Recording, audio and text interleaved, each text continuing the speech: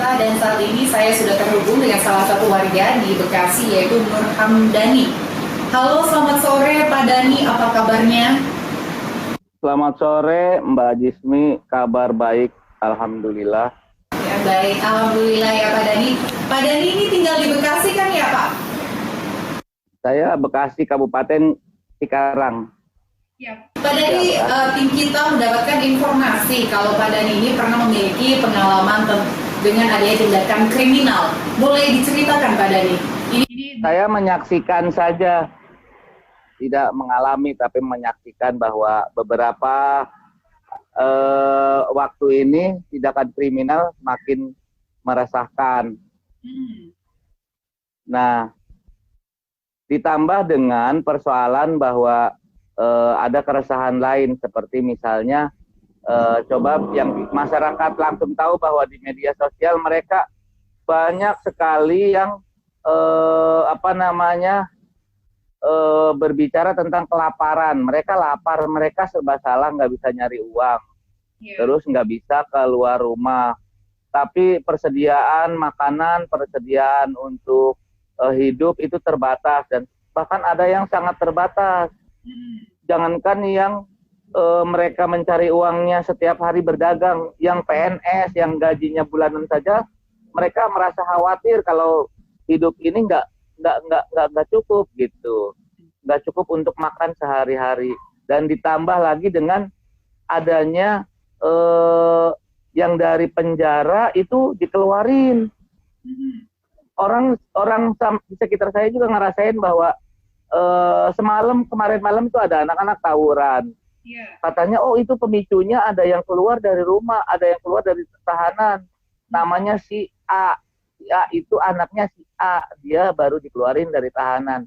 Nah, beberapa waktu sebelumnya, itu tetangga saya malam-malam bilang, jam 8 malam dia pulang mancing. Pelaku pengintaian sepeda motor yang tidak jadi curi kemarin sudah teridentifikasi oleh warga bahwa dia adalah orang yang sering keluar masuk penjara karena tindakan yang sama, begitu. Seperti itu ya. Tinggalnya itu sekitar 1-2 kilometer dari tempat kita. Nah, mereka seperti mewaspadai hal-hal yang seperti ini. Ini sudah pasti akan sudah dipastikan akan sangat pada kondisi yang kriminal gitu ya. Karena ditambah lagi tadi selain bahwa kondisi ini adalah kondisi yang sedang kelaparan, kesulitan, kemudian yang pelaku kriminal dari penjara dikeluarin, ditambah lagi dengan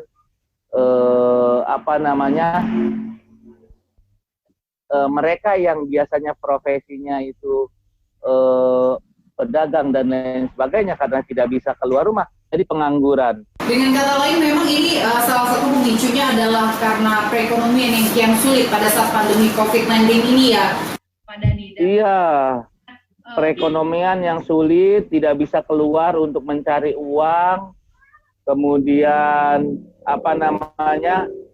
di rumah, kondisi di rumah itu kondisi yang memprihatinkan karena ya kita harus mengirit-irit bahan makanan begitu, yang persediaan yang ada cuma untuk 3 hari tapi dibuat untuk 1 minggu begitu. Lalu Pak Dani, dengan banyaknya tindakan kriminal, dengan kondisi yang sekarang memang kasus-kasus kriminal semakin meningkat. Tadi Pak Dani ceritakan beberapa kasus dari tetangga-tetangga Pak Dani sendiri. Nah, untuk dari pengamanan sendiri di lingkungan Pak Dani, sudah ada penambahan tingkat pengamanan tidak atau bagaimana? Saya rasa konsentrasi aparat keamanan sekarang itu bagaimana mereka mengamankan perpindahan atau gerak masyarakat dari satu tempat ke tempat lain.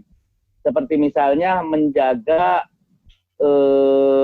suatu lingkungan, misalnya di Maspol saja menjaga lingkungannya agar agar masyarakat berpartisipasi untuk menjaga lingkungan mereka dengan memasang semprotan air disinfektan seperti itu, memastikan bahwa ada yang jaga di perbatasan pintu masuk untuk berkampanye selalu menggunakan masker dan cuci tangan. Ya, Pak Dhani. Terus di perbatasan, ya, apalagi kalau Cikarang itu apa namanya, yang kelihatan bahwa di daerah Cikarang ujung perbatasan dengan Kerawang itu polisi menjaga agar orang nggak bergerak dari Bekasi ke Kerawang. Di tol di kilometer 13 juga seperti itu, kelihatannya pemandangannya itu seperti itu. Baik, maaf Pak Dhani, kalau saya boleh tahu profesinya apa? Saya pengajar, saya tutor bahasa Inggris di Depok, Jakarta, Cikarang, Bekasi. Sejauh ini bagaimana pekerjaannya, masih berjalan? Saya masih berjalan, cuma lewat online. Lewat online sejauh ini, dan untuk pendapatan bagaimana Pak Dhani? Ada penurunankah pada saat pandemi ini atau tetap aja stabil? Tapi untuk pendapatan tetap gaji sejauh ini, pendapatan Bapak gajinya masih full diberikan? Tidak, berkurang dari offline ke online itu kan cuma 30%. Kalau offline kan kita saya berangkat ke rumah klien atau ke kantor klien. Setelah di rumah atau di kantor, kita sering juga kalau misalnya mereka yang sayang dengan kita atau friendly, pulang kadang-kadang kita masih dikasih sesuatu gitu, atau dikasih bonus selain dari kantor. Harganya juga 100%, kalau online kan tidak 100%. Iya, berarti ada pengurangan. Lalu dengan adanya kondisi saat ini pengurangan, tapi kan kebutuhan harus tetap dipenuhi ya Pak Dhani. Lalu ada upayakah untuk melakukan peralihan profesi sementara pada saat pandemi COVID ini? Iya, saya juga coba Facebook organik yang saya pakai untuk dagang begitu. Pendapatan yang didapatkan dari hasil itu lumayan kah? Karena kita baru berjalan, tapi menikmati saja caranya, menikmati caranya, dan kemudian kalau misalnya ini berlangsung, ini dijadikan sebagai sambilan, ya ya baguslah kalau dijadikan sambilan atau tambahan gitu ya. Ya, Pak Dhani, terakhir ini pertanyaan saya, boleh berbagi tips agar terhindar dari kejahatan, apalagi pada saat pandemi COVID ini, kita tahu tingkat kriminal semakin tinggi. Silakan Pak Dhani. Yang pertama, jika terpaksa kita keluar rumah dan harus melakukan sesuatu, misalnya mengambil uang ke bank dalam jumlah besar, lakukanlah itu dengan prosedur yang memang disarankan oleh pihak keamanan, atau secara pribadi kita minta secara pribadi kepada pengamanan untuk menemani mengambil uang ke bank. Kayak seperti misalnya, kenapa kejadian di Depok itu terjadi, karena mungkin sudah diintai dan tas yang disimpan di dalam mobil itu masih terlihat dari luar. Nah, saya juga mungkin dulu juga seperti itu, tidak mengajak teman untuk melakukan transaksi di bank. Dan sekarang untuk warga masyarakat dihimbau untuk ada di rumah, karena pada masa COVID-19 ini tidak apa-apa, walaupun kita lapar, kita merasa resah, kita tetap di rumah untuk menghormati, untuk mengikuti perintah negara, karena perintah negara, perintah pemerintah itu adalah juga pemerintah Tuhan. Tuhan menyarankan, ikutilah Tuhanmu dan Rasulmu, juga ulil amri atau pemerintah di antara kamu. Setelah kita mengikuti dan kita bertawakal, nantinya Tuhan kitalah yang akan memberi rezeki kepada kita.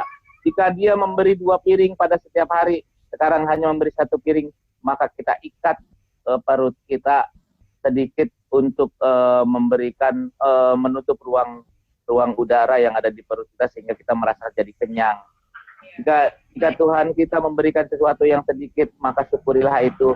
dan dengan bersyukur itu akan terasa lebih banyak. Begitu Mbak. Iya. Mbak.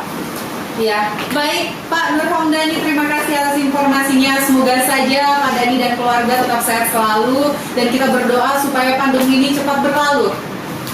Iya betul, sama-sama berdoa, semua masyarakat juga berdoa Mbak. Iya, baik. Pemirsa, demikianlah perbincangan kami dengan Nur Hamdani. Kami akan hadir dengan sejumlah informasi lainnya. Tetaplah bersama kami di Suara Jakarta.